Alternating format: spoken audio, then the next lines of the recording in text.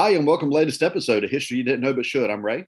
And I'm Chris. Today we're looking at bringing home the Showboat, the Battleship North Carolina. We're going to be talking today about the efforts to bring the USS North Carolina, the Battleship North Carolina, back to North Carolina. Because Chris, after it was decommissioned following World War II, it was ready to go to the junkyard. Yeah, that's one of the things that we really don't think about is the amount of time that goes into the building of the ship. And then, after a while, the ship has served its purpose. And basically, if it's involved in a lot of different conflicts, if it's on the seas traveling a lot, parts wear out, it loses its technology. It's just not equipped to be, they have newer designs, faster models. And basically that's what you see happening with this ship. This is the USS North Carolina. It had a wonderful history. It was extremely large. It had the 16-inch guns, which were some of the largest guns ever on a ship, or at least the first ship that had those type of guns. And it found itself in a lot of different conflicts. And Ray, if anybody's ever been near a naval base, or they've had the opportunity to go to, Wilmington, North Carolina, where this one is, or, Charleston, South Carolina, or San Diego, and they see these ships, they really are just massive. And it is just really neat to take time to walk on board the ship and to observe its history. But you're right, Ray. The question comes, after it served its purpose, what do you do with it? It's kind of like a car. When the car is done and it's used up, a lot of times people will recycle it. They will smash it and use the scrap metal for something else. And the same goes for some of the military equipment that America has used in its conflicts. Yeah, and I remember reading that a lot of people, or a number of people who were involved in the effort to save the battleship, were worried that if it was scrapped, the scrap metal may be sold to various places around the world and used as bullets. And then the United States might end up being in a war with that country. And all of a sudden, the Battleship North Carolina, in the form of bullets, is being fired at American soldiers. Certainly something you didn't want. But you talk about the size of the battleship. It's 150 feet high and 729 feet long with those 16-inch guns. The Showboat, as it's often referred to, is certainly a magnificent structure. You talk about, its glory days during World War II. There are stories about it arriving at Pearl Harbor, after the attack on Pearl Harbor. Of course, to get there, it had to go through the Panama Canal, and at its width, 108 foot wide, it barely was able to get through the Panama Canal. But when they got it through and they got to Pearl Harbor, people were so happy to see this magnificent ship floating up, because at the time it was one of the big dogs. Yeah, to the point, going back to Pearl Harbor, it was such a big dog, as you say. And, it was responsible for downing like 24 Japanese planes. But here's what I found to be interesting in my research is that the Japanese made it very public 6 times. Yeah. USS North Carolina had been sunk. And the reason that they had done that is because they were losing momentum in the war, and they needed victory. They needed something. And they thought, using some propaganda, that if they could convince the world that they had been able to sink this massive, battleship of America, that it would weaken the war effort in America, and the Japanese would have a little extra strength with it. However, the USS North Carolina was not sunk. And actually, Ray, the USS North Carolina had an extensive history in World War II, because it was involved in every major offensive naval engagement in the Pacific during World War II, which is how they got the title Immortal Showboat. And Ray, I think if you go to the ship and you tour the ship, one of the interesting things about that ship is they have these stars that are put on the ship. And I could be wrong, but I think that you earn a star for every battle that you participate in. Is that correct? Right. So, I mean, this boat had seen probably more than your typical naval vessel. I mean, it had been involved in so many different conflicts. But Ray, people loved that boat because that boat was very effective against the enemy, but it was also very effective in protecting those that served on board that ship. Yeah, I think I read that over 3,000 people served, officers, crew, etc., served on the Battleship North Carolina during World War II, and only about 70 were injured and about 10 killed. And that's remarkable when you consider that it was actually hit by friendly fire. It was hit by Japanese fire. It was hit by all sorts of attacks and things that happened to it, and it only suffered 10 casualties. In 50 battles, you know? Yeah, I mean, it was an impressive record. I mean, that is, you've got to give so much credit to the commanders or the admirals of the ship, to the people that were, working radar and maneuvering the ship and the weapons. I mean, Ray, it is unheard of for a ship to be involved in that many battles and suffer that few of casualties. It's really impressive. And so these individuals were drawn to the North Carolina because they spent a lot of time on the boat, and they called it their second home. So after the war, when they start hearing the rumblings that, hey, we're going to decommission the ship, and not only are we going to just put it in the junkyard, but we're actually now going to break it down, you can understand how people get pretty upset about that. Yeah, I mean, for a lot of these guys, this ship, like you said, it was their second home for months on end. This is where they lived. This was their life, was the Battleship North Carolina. They ate, they slept, they did everything aboard that ship. And if you've been aboard one of these ships, specifically the Battleship North Carolina, there was no privacy. And it wasn't built for comfort. It was built to be a war machine, and that's exactly what she is. But it was in 1958 that word came out that the Battleship North Carolina, and I believe she was being held there in New Jersey, that she was going to be scrapped. Other battleships like the Battleship North Carolina were being scrapped at that time, and she was scheduled to be scrapped. And like you said, Chris, a lot of people who had served on the North Carolina, people who had served in other roles in the Army and in the Navy, were just absolutely horrified at the idea of losing this grand ship to a scrapyard, and put in motion a series of events that would work to save the Battleship North Carolina, going all the way up to the governor of North Carolina at this particular time, a guy called Luther Hodges. And it's Luther Hodges that comes up with the idea, well, instead of just using tax money, or instead of using tax dollars to save the battleship, why don't we get the people involved? Why don't we raise money to get people to invest in saving the battleship? And this was not going to be a cheap effort. At the time, it would cost approximately $100,000 to prepare a location to put it, and they didn't really know where they were going to put it yet. When they started this, it wasn't like, okay, we're going to put this thing in Wilmington. That hadn't even opened up the process of figuring out where we're going to put this magnificent ship.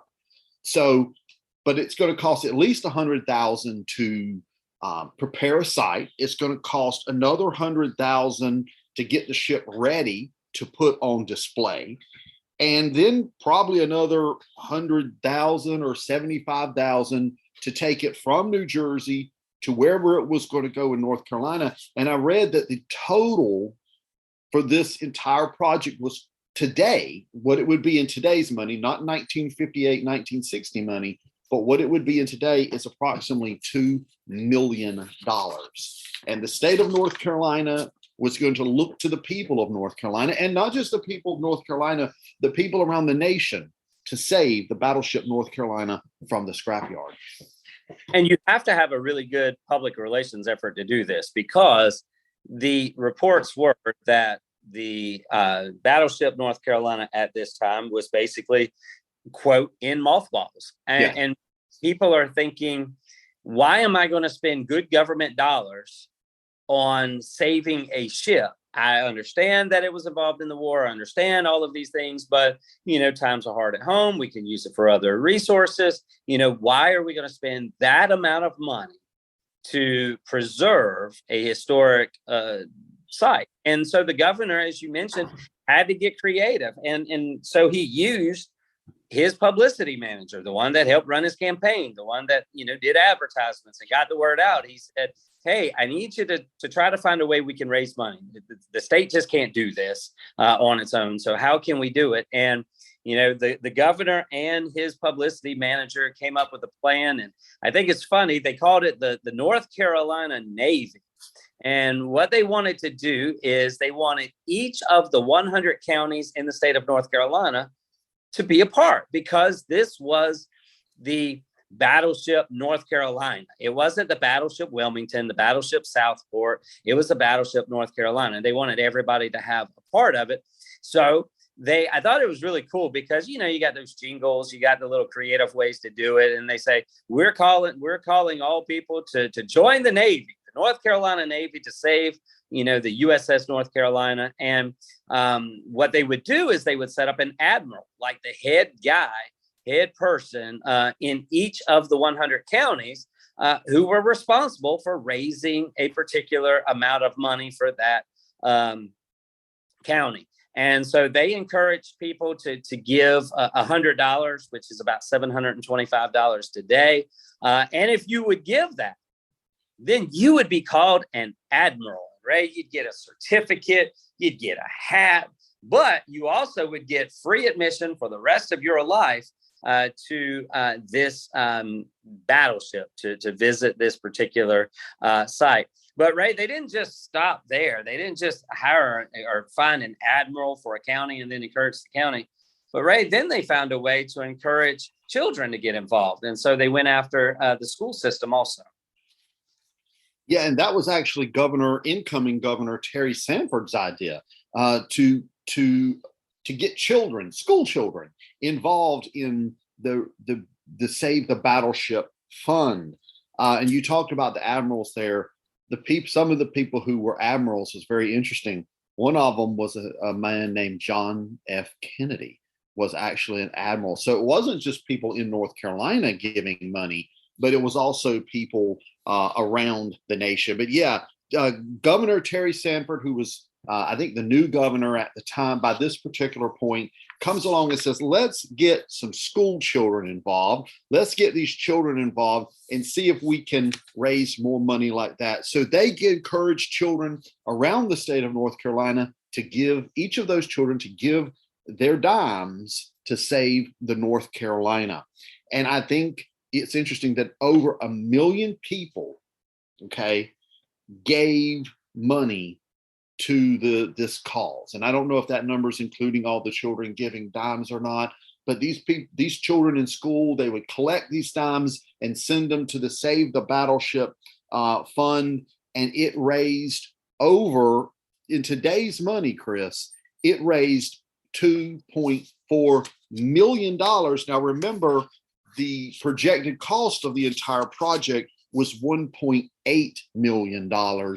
So they not only met their targeted goal, they exceeded it. And I'm sure that was a relief, because you know how it is when you start a project, like a big project, you rarely come in under budget. You always come in, over budget. Yeah. And, going back to those school children, everybody was Save Our Ship campaign. That's what the focus was. And I found an interesting statistic that said of the 1 million North Carolina school children at the time, 700,000 of them gave at least a dime. Wow. That's a really good public relations effort. And it just goes to show what you can do if everybody's willing to join together for an important effort. We see that today with some of these large scale promotional activities, stand up for cancer. I know it's baseball season, playoffs, and you see a lot of this stand up for cancer where people are trying to raise money. Relay for Life, the United Way, Habitat for Humanity, where people are really focused on a cause because it means something to you. For these school children, it meant something to them. Many of them had fathers or grandfathers that were a part of the USS North Carolina. But even if they didn't have anybody that served in the Navy or served on that ship had their name on it. It was the North Carolina ship. And you would take pride in that, just as Americans take pride in the Olympics with USA, USA. These school children said, I helped save that ship. I gave a dime, a quarter, a dollar. But later on, Ray, when we talk about, when you visit the ship, those people's legacy, those children's legacy, they're there in the ship. It's a memorial to them for their willingness to give just a dime to save the ship. And, I know people who were school children at the time in, the late 50s, early 60s when this was going on, and they gave a dime, who gave their dimes. People used to have the little piggy banks. Did you have a piggy bank when you were a child? I still have one, but it keeps getting broken. People had piggy banks or money, and they would bring that money to school and give it to the cause. And like I said, I do know some people who gave money to the Save the Battleship cause as school children. And like you said, today, when they visit the Battleship North Carolina, they are visiting something they helped create. They're visiting a ship that they helped save from certain scrap. Well, Chris, 1958 was when the word came out that this ship was set to be scrapped. September 1961, the USS North Carolina pulls out of New Jersey and heads to North Carolina. Now, it is important for our listeners to know that when we talk about this ship pulling out, it had no engine power. So it wasn't driving its own. It had 9 tugboats, ocean-going tugboats, pulling this massive ship from New Jersey all the way down to North Carolina. Now, we had mentioned a minute ago that they didn't really know where they were going to put the ship when it got here. And there were several towns, and Chris, I think you alluded to this a little earlier, that would vie to have this ship there. Southport was one of them. I think Morehead City, Wilmington, and it ultimately was decided to bring it to Wilmington. So what they had to do was they had to leave Jersey, like they did on September 25, 1961, and they had to go down to the mouth of the Cape Fear River in far southeastern North Carolina. And these tugboats had to pull this ship and angle it just right and get it into the Cape Fear and bring it up the Cape Fear. And Chris, you could watch videos of people or talk to people who were maybe small children at the time about just the amount of people that were there and the fanfare as the North Carolina came up the river to go into its new slot, which, by the way, is where it's still sitting today. It hasn't moved. It's going to be brought up the Cape Fear River, and those tugboats are going to attempt to turn it into this slot, and that's when a little disaster happens. There is a seafood restaurant. And if our listeners know Wilmington, North Carolina, and know where the battleship is located, if you look across the Cape Fear River, that's the courthouse. And that courthouse, it's a federal courthouse, you can actually see on early episodes of the TV show Matlock. And but anyway, at this particular time, over in that area was a floating seafood restaurant known as the Ark. Okay. And the Ark is sitting there. And when the ship, they start making the turn with the ship, the bow of the ship sort of gets caught in some of that river mud. And that causes the stern to swing around. Okay. Okay. It causes the turn to swing around, and the backside of the battleship hits the Ark. It doesn't do any real damage to the battleship itself, but of course it does quite a bit of damage to that little floating seafood restaurant. And I read somewhere where the owner of the restaurant was like standing out there on it, and he saw the ship coming, and he's like, hey, I'm not hanging around for this. And he jumped into the water, which, by the way, I don't know. I mean, you gotta be desperate to jump in that water. Yeah, and I think this is the perfect opportunity that we should create a YouTube channel so that people can watch you as you explain how that ship is turning into the Cape Fear River. I mean, your expressions as I watch you, the way your body is twisting. I mean, it's like you're doing the Chubby Checker twist and explaining that. And I mean, I pictured that I was there. I mean, this is where people might pay money, Ray, to watch you try to explain how the ship is turning into the Cape Fear River. And it's also interesting that there's a story behind the story as to why it went to Wilmington. I mean, Southport, Morehead City were a whole lot better places, prettier, easier access, Yep. I mean, mentioned, but there was one major reason why they said it's got to be Wilmington. And that is because that's the furthest from the ocean, which is going to protect it from hurricane season. And if you live in Southeast North Carolina or South Carolina's, the top northeastern South Carolina, hurricanes come up this way and they hit Morehead City, they hit the Outer Banks. And so by being pushed away, hidden, if you will, through the Cape Fear River, that kind of protected that ship so that it, all of that money, all of that investment, would not be damaged by a Category 3 hurricane barreling up the Atlantic Ocean. So once again, history you didn't know but should. You might see the battleship and think, oh, wow, how cool. It fought in 15 battles. Look what it did, all of these things. But then you have it hitting a fish restaurant in the middle of the water, and that its location was there simply because of hurricane preparations. How cool is that? It's very cool. And you can imagine, if I'm very animated here, what I'm like in the classroom. It's I have been known to trip. Anyway, the battleship's still there. Like we said, she's still there down in Wilmington. They have a nice facility. It's got a very nice museum that traces the history, not just of that Battleship North Carolina, but previous naval ships that carried the name the North Carolina.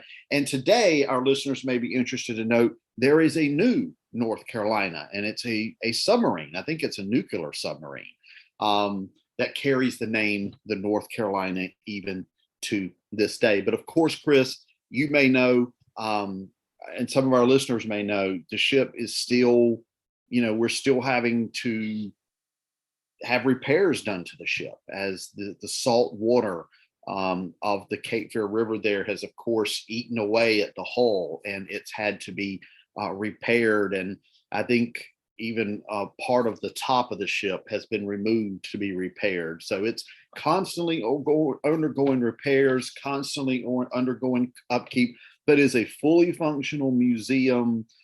You have at least one or two researchers working there who are constantly there, researching and cataloging and all this great stuff that they do to keep the Battleship North Carolina available for North Carolinians and anybody else who wants to visit it.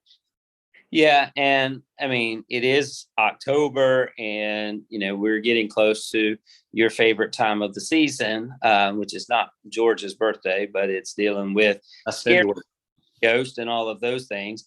And Ray, I remember visiting the ship and overhearing that they offer some tours, I think, and there is still some evidence that maybe there's some ghosts that still walk the halls of the battleship, and I know that that's something that interests you.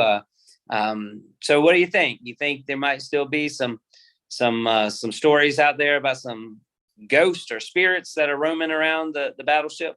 I think it's possible. I mean, when you talk about so-called hauntings and things like that, there are some places where you go, yeah, they're just trying to make money. They're just trying to attract crowds. But the Battleship North Carolina has some very not just ghost stories, but stunning stories of people who have not just seen something out the corner of their eye, which happens, not just heard some knocking, which could, we talked about the Statue of Liberty, that could be explained by the heat of the day and the cool of the night, which you have that with the Battleship North Carolina, but you have stories of people who have seen some really fantastic things on the Battleship North Carolina. There was a guy, and I don't know that he's still there, but he was the night watchman, and he was there. I say I don't know that he's still there, but he may be. He lived on the ship. There's a place on that main deck of the ship where, if you know where to go, he has like an apartment there on the ship. And he actually wrote a book, but just sort of detailing some of his experiences living aboard the North Carolina. And some of the things he reports in the book that other people have also reported throughout the years, fascinating. He talked about seeing a person with their hair on fire, which, is quite stunning. But there's also a story of a young blonde-haired man who has been seen around the ship. Nobody has really been able to get a really good look at him, but several people have seen him. He's a young man who's walking around the ship, and he's got blonde hair, and he apparently has tried to interact with people on a number of occasions, including several people reporting him touching them on their shoulder, and they turn around and see him standing there. They've also, there's been several ghost hunting groups who have visited the battleship, including the old TV show Ghost Hunters from a few years ago. They visited the battleship at least twice. There have been EVPs, electronic voice phenomenon, and they have heard things like Roosevelt and some other very interesting phrases that some people suggest may mean that some of the crew, maybe they're still there and they're still working, thinking they're at sea or whatever's going on. So it's a fascinating boat all the way around, from its history to its deliverance from the scrapyard to the ghost. It is a fascinating ship, and it's a place, if you can visit, I encourage everyone to visit, because it's within a stone's throw of the beach. You got downtown Wilmington there. It's a very nice place to visit. It is the immortal Showboat, and I appreciate the selection of the topic, because it truly is history you didn't know but should, especially if you are here in North Carolina. It's just really interesting to go back and to dig in, review some of the things that we've talked about. Ray is going to upload some additional things to go along with this podcast that will give you firsthand views of what this boat looked like coming into the harbor, right? Yeah, there's some very interesting video, of course. Not real high quality, of course, but very interesting video showing the ship being pulled along by the tugboats and all that kind of stuff. Well, another great episode in the books, Chris. Listeners, if you have a question, comment, show suggestion, we're available on Facebook, we're available on Twitter, or you can send us an email at historyoushouldknow@gmail.com. That's history, the letter you should know @gmail.com. Please share this podcast. We're available not only on Sounder FM, we're also available on iHeart, Spotify, and basically anywhere you get your podcast. Until next time, I'm Ray. And I'm Chris. And we'll talk to you later.